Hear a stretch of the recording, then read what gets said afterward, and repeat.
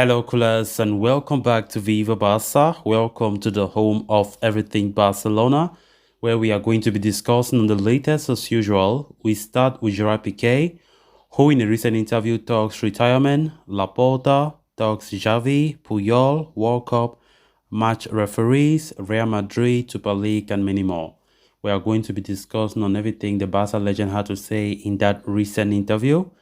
Then to conclude this episode, we are going to be talking about Jordi Alba, as it has been reported that the Barcelona veteran has surprised the coaching staff with his physical parameters. So guys, before we get right into the stories in much detail, please do ensure to subscribe to the channel if you haven't.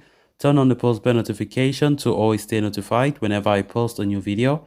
Consider liking the video and please watch the video right up to the very end. Gerard Piqué played his final game as a professional club footballer last week when he turned up for Barcelona against Almeria at Spotify Camp Nou, where he received a fitting farewell from the fans. While he was in contention to play one more time against Osasuna this past Tuesday, a red card when he was still on the bench put paid to those hopes. Over the past 6 months or so, Piqué has limited his interactions with the media, but on Wednesday night he appeared on the Twitch stream of Ibai Lenos and spoke about his retirement and his plans for the future, as well as discussing various other topics. So in this episode, let's discuss on the major highlight of that interview. Talking on retirement in November, he said, "People already know that I had a conversation with Xavi at the beginning of the season. He told me I was going to have fewer minutes. My feelings were not positive, and I saw the World Cup break as an opportunity to retire. I've always said that when I wasn't important for the team, I would retire. If several players hadn't been injured in my position like Koundé, Arago, Christensen, I would have retired earlier. There was a training session where I wanted to tell the team that I was going to retire, but when I saw that several players in my position got injured, I said, I can't leave now. So I saw this World Cup break as the perfect opportunity." Then on why he chose to hang up his boots, he said, "I didn't feel like I used to. One day I realized that being a player wasn't for me anymore."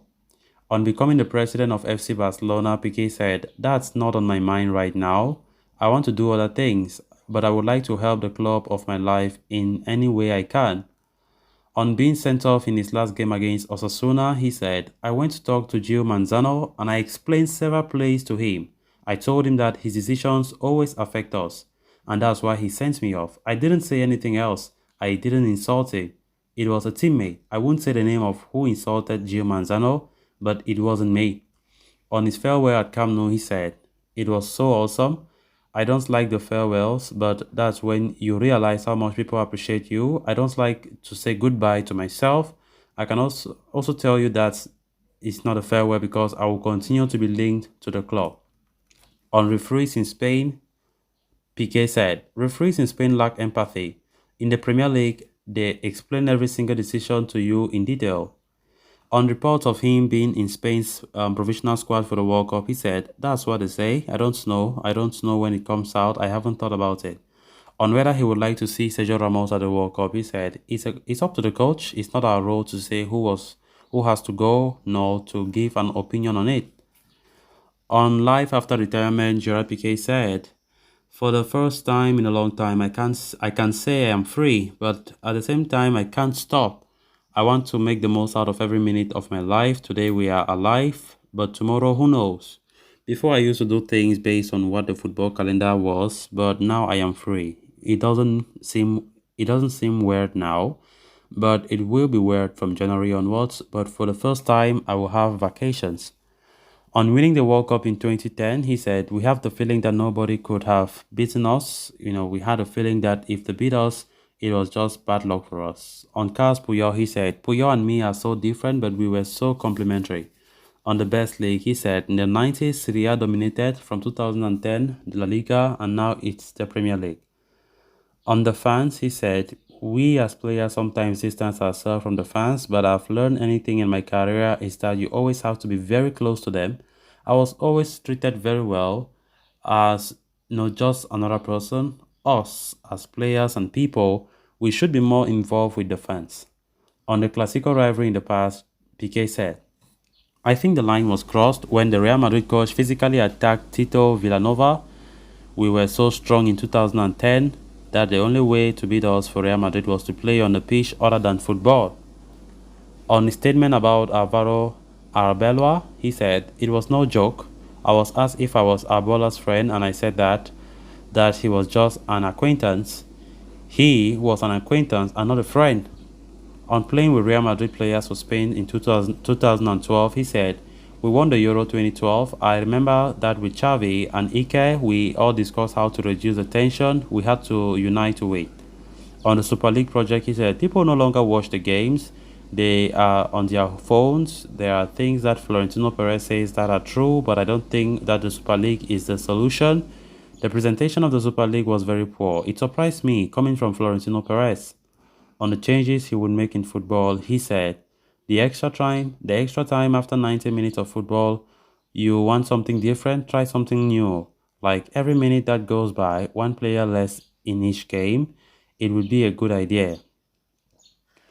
I believe we should modify some norms in football. Happens in all sport, nothing new. We should try something new. Penalties, for example, to decide who qualifies to the next round, the Euro or the World Cup, to be decided in penalties. I don't understand it. Players who may have never shot a penalty may have to. On referees and VAR, he said, VAR helps for offside decisions, but for decisions where it is 50-50, there's always a problem. Just like us, the referee is part of the game. They have to explain themselves. If they are wrong and they admit it, let them say so in public. If they make a difficult decision, let them explain why. In many situations, we would understand.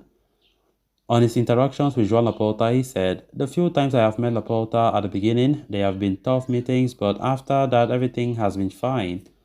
On his promise to the Barcelona president, he said, in the summer, I made a commitment to Laporta not to do things that were not related to football and to focus only on the sport and my recovery. At the start of the season, I promised Laporta that I would disappear from the media. I didn't speak to anyone and I focused on football. That's why I didn't speak to anyone. On the media, he said, if you lose, fans and media will look for any way to blame you and relate everything to you. For example, if I posted a tweet a week ago at 1 a.m., they will say we lost the game because I slept late one day, but if we had won, they say nothing. On his feelings after retiring, he said, I thought I was going to be sad and when I retired, but now I'm happy.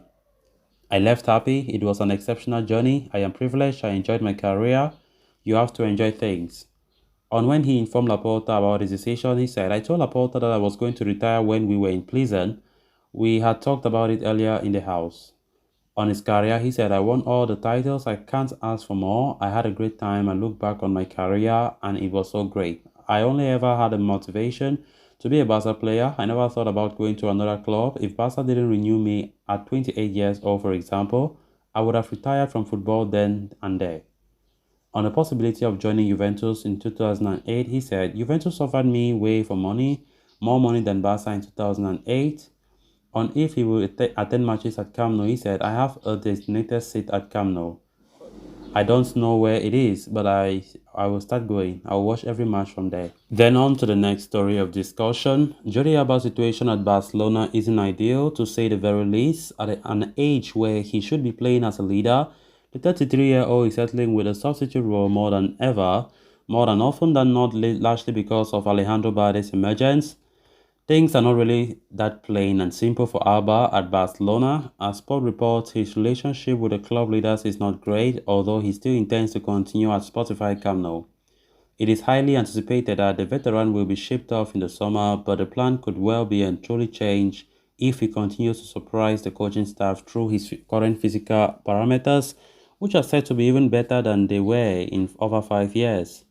Alba has never lacked character and he does not intend to give up at this moment too, mostly because he wants to fulfill his ongoing contract which runs until 2024.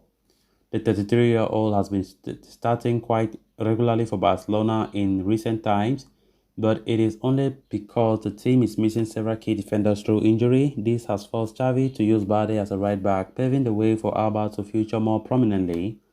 As it turns out, while the situation is tough for the team as a whole, Alba is getting minutes at a time when he is physically stronger than he ever was. This was revealed by the GPS parameters, which consider top speed, endurance, and body fat, to come up with a conclusion that anything is in the right place for the defender at the moment. Alba has been very professional about his current deal with Barcelona. In fact, several media outlets have claimed that he has never thought or brought offers from another club, nor has he requested any kind of changes to his deal. It must be remembered that he also lowered his salary during the difficult financial time, and he was willing to do it again this past summer if the club had asked him to. So guys, with that we have come to an end of this episode. Thanks a lot for watching. Until next time, bye bye.